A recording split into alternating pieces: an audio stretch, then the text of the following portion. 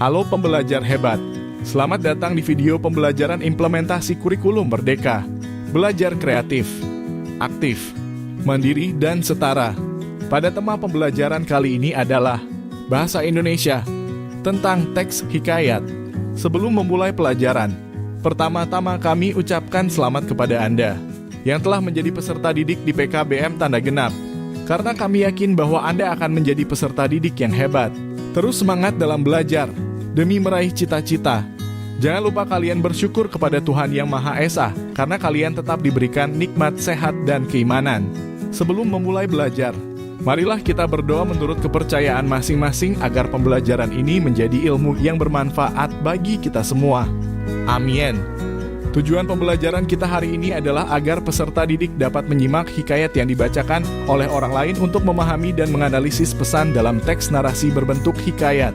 Coba kalian simak potongan hikayat berikut ini. Pada zaman dahulu kala di sebuah desa kecil yang terletak di lereng gunung, hiduplah seorang anak yatim bernama Ali. Ali adalah seorang anak yang rendah hati dan rajin bekerja.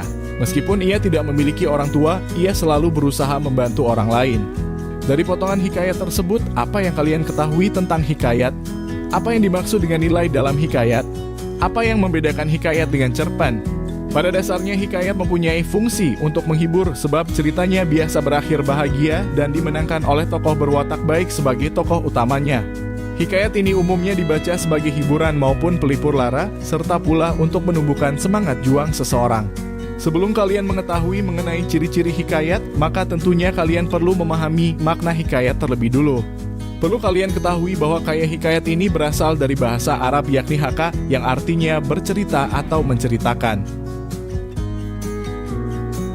Hikayat merupakan karya sastra lama yang berbentuk prosa dengan mengisahkan kehidupan keluarga istana, kaum bangsawan, orang-orang ternama, orang suci di sekitar istana dengan segala kesaktiannya, keanehan, dan juga mujizat dari tokoh utama. Berdasarkan etimologis, istilah kata hikayat berasal dari bahasa Arab, yakni haka. Arti dari kata haka berarti bahwa menceritakan atau bercerita.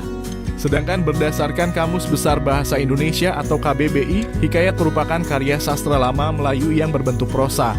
Di dalam sebuah hikayat berisi mengenai cerita, undang-undang, dan juga silsilah bersifat rekaan, keagamaan, biografis, maupun gabungan sifat-sifat yang dibaca sebagai pelipur lara, pembangkit semangat, atau hanya sekedar meramaikan pesta.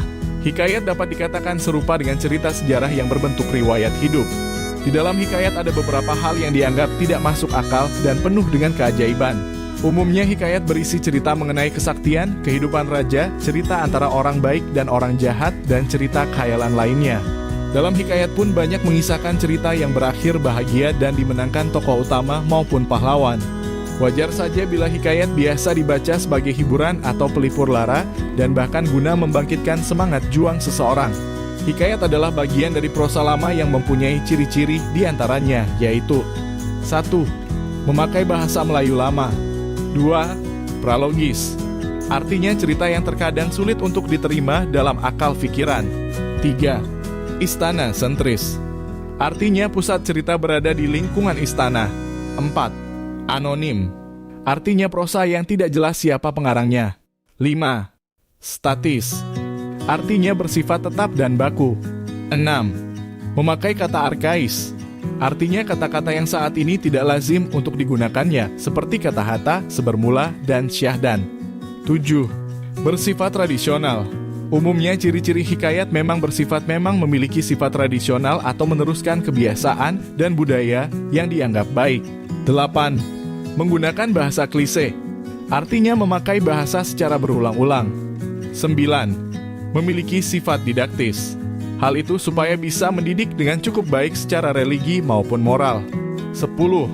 Magis, artinya pengarang membawa pembaca ke dalam dunia khayalan sehingga nantinya pembaca akan berimajinasi secara indah. 11. Mengisahkan cerita secara universal. Misalnya terdapat adanya perang baik dengan perang buruk. Nantinya peperangan itu akan memenangkan kebaikan bukan keburukan maupun kejahatan. 12. Mempunyai akhir bahagia.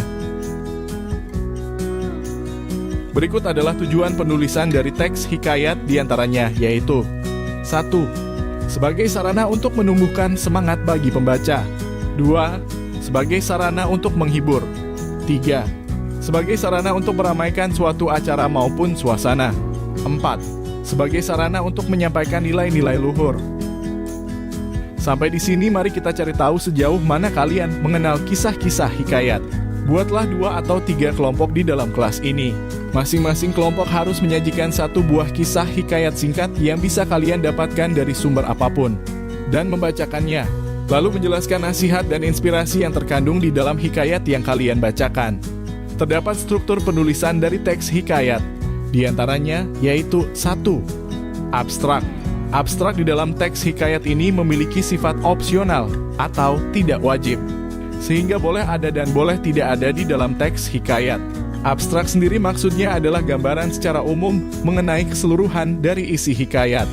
2. Orientasi. Di dalam struktur orientasi ini berisi mengenai sebuah informasi tentang latar dari cerita atau peristiwa terjadi. Informasi yang dimaksudkan berkaitan dengan ihwal siapa, di mana, kapan, dan mengapa. 3. Komplikasi.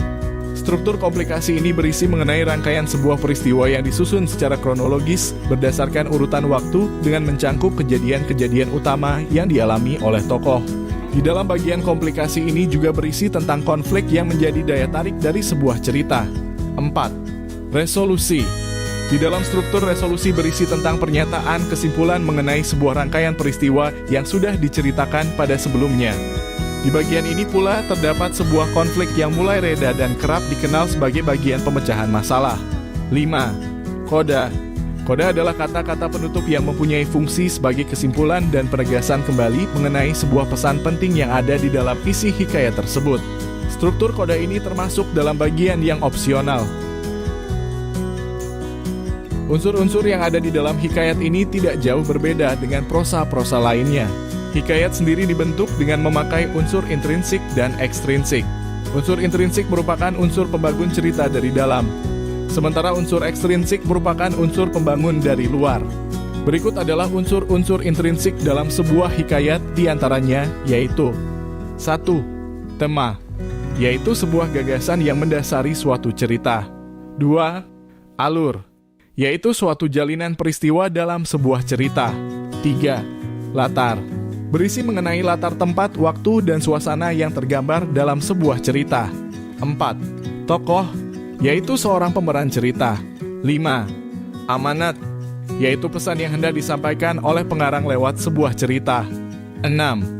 Sudut pandang, yaitu pusat pengisahan dari mana suatu cerita itu dikisahkan oleh para pencerita. 7. Gaya, yaitu bagaimana seorang penulis menyajikan sebuah cerita dengan memakai bahasa serta unsur-unsur keindahan lainnya. Sebelum memahami mengenai nilai-nilai yang ada di dalam hikayat, perlu diketahui terlebih dahulu perbedaannya dengan amanat. Amanat merupakan sebuah pesan yang disampaikan oleh pengarang lewat karya, sedangkan nilai-nilai yaitu tuntunan perilaku atau hidup dari seseorang. Oleh sebab itu, nilai-nilai umumnya terlihat pada karakter dari tokoh cerita tersebut. Berikut ini adalah nilai yang ada di dalam hikayat yang perlu untuk kalian ketahuinya, antara lain. 1. Nilai moral. Nilai moral merupakan nilai yang berkaitan dengan baik buruknya suatu sikap atau perbuatan para tokoh di dalam hikayat. 2. Nilai sosial. Nilai sosial adalah suatu nilai yang berkaitan dengan kehidupan yang ada di dalam masyarakat. 3. Nilai agama. Nilai agama merupakan nilai yang berkaitan dengan masalah keagamaan atau hubungan seorang hambanya dengan Tuhan. 4. Nilai pendidikan. Nilai pendidikan merupakan nilai yang berkaitan dengan sikap dan tata laku dari seseorang melalui suatu upaya pengajaran dan latihan. 5. Nilai budaya. Nilai budaya adalah nilai yang berkaitan dengan adat istiadat dan kebudayaan suatu daerah yang mendasari sebuah cerita.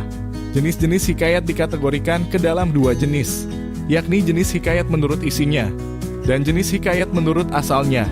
Berikut adalah sekilas ulasannya. Jenis hikayat menurut isinya.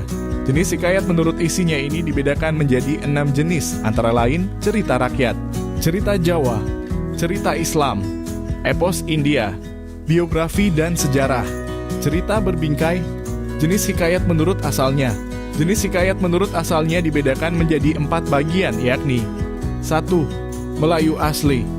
Contohnya yaitu hikayat Si Miskin, hikayat Hang Tuah, hikayat Indra Bangsawan, dan hikayat Malim Deman. 2. Pengaruh Jawa.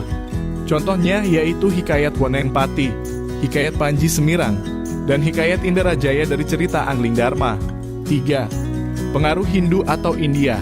Contohnya yaitu Hikayat Perang Pandhawa dari cerita Mahabharata, Hikayat Sri Rama dari cerita Ramayana, Hikayat Bayan Budiman, dan Hikayat Sang Boma dari cerita Mahabharata. 4. Pengaruh Arab dan Persia. Contohnya yaitu Hikayat 1001 Malam, Hikayat Amir Hamzah atau Pahlawan Islam, dan Hikayat Bakhtiar. Setelah kalian menyimak dan menyaksikan pembelajaran hari ini tentang teks hikayat, silakan kalian berikan contoh teks hikayat dari jenis apapun yang bisa kalian temukan dari sumber apapun. Kirimkan jawaban kalian di kolom komentar.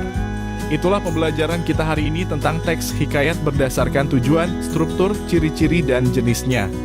Semoga bermanfaat. Terima kasih sudah belajar hari ini. Tetaplah menjadi pelajar yang kreatif, aktif, dan mandiri. Wassalamualaikum warahmatullahi wabarakatuh. Salam sejahtera untuk kita semua. Salam kebajikan untuk kita semua. Sampai jumpa di materi belajar selanjutnya.